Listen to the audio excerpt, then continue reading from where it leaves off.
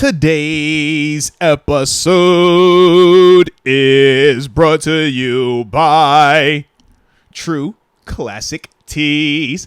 The tea for people like Deke, who we were just talking about, in terms of, yeah, it's nice. You know, whether you're all the way fit, kind of fit, or not fit at all. It gives you that nice athletic cut up top, fitted around the chest and around them biceps so you can look the part that you want to look, but then it also gives you a little more leeway around that midsection, baby, because we know not all six-packs are created equal, but we all got them somehow, some way, all right? So that is what True Classic Tees does bring to the table, and I love the fact that they're always in what we like to call prime colors, or just really good colors that go with everything.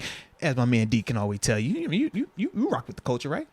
Oh, yeah. I love the tees. Come on, man. They sent that care package. I've been rocking them ever since. Absolutely, man. We need another package now that I think about it. But either way, for y'all that necessarily don't get the care package, y'all can use the promo package. And that promo code is MOATS. You use that, you get 25% off of your purchase at trueclassictees.com. So, don't waste time, baby. Make yourself look good. Feel good. Ladies, too. They got it all. All right? True Classic Tees. Shout out to them for the show. Young Rico, only one player being asked to run through brick walls every play. Hashtag Najee sabotage. Oh! You can see some of these replays on those runs, man. I think literally the whole Bills team is there.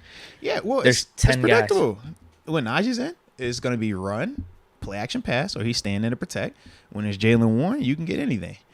And the defenses play accordingly to both of those players like that. Now, Tomlin did say in his press conference yesterday, Jaylen Warren has gotten increased time, and he expects that to be the case going forward. But he said that wasn't in response to Najee. He was just saying that was already happening. Whoa, yeah, Warren just in and of itself has been playing good.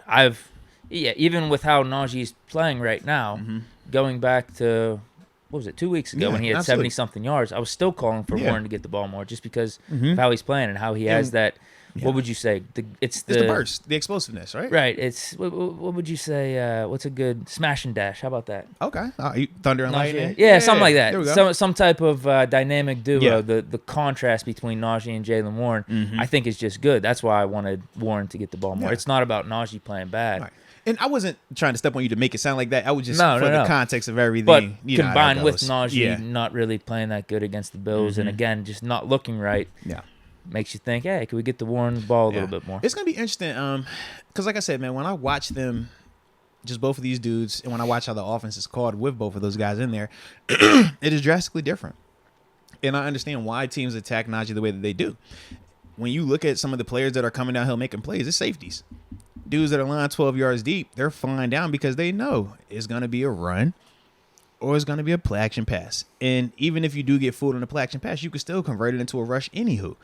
So it's like you don't have to feel threatened by that. You know, if it's going to be a pass, I'm looking at a two-man route because of the personnel group and offensively anyways.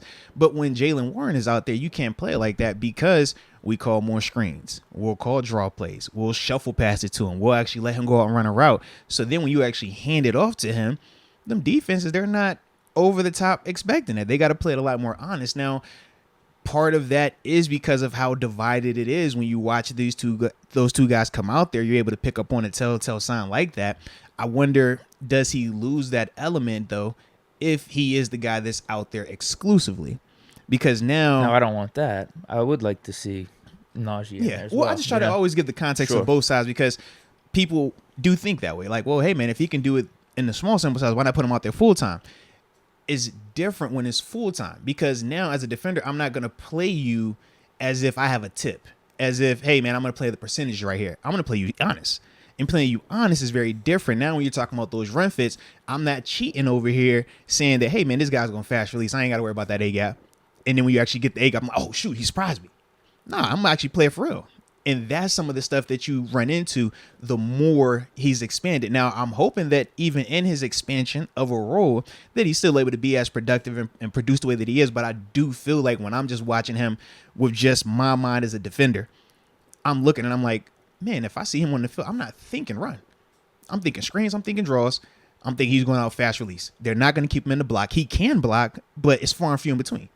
And when it's Najee, they're not releasing for a route. And if he does, he's going right to the flat. So I'm not worried about that. That's not going to scare me. And if it's going to be a run, he's A gap, B gap, or he's going to try to bounce it. So I can be super aggressive on that day.